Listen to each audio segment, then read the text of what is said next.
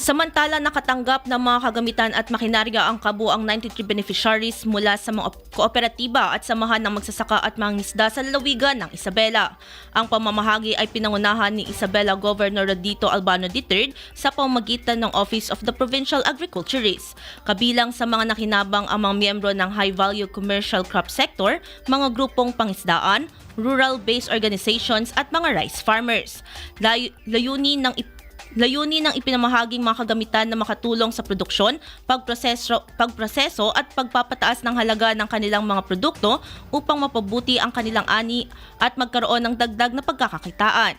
Binigyang diin ni Governor Albano na layunin ng pamahalaang panlalawigan na alisin ang mga middleman o trader upang direktang mabili ang mga produkto mula sa mga magsasaka.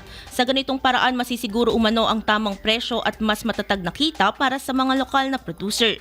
Ayon sa gobernador, sisikapin ng pamahalaan na mabili ang mga ani ng mga magsasaka upang hindi sila malugi at upang matiyak na mapapangalagaan ang kanilang kabuhayan. IFM News.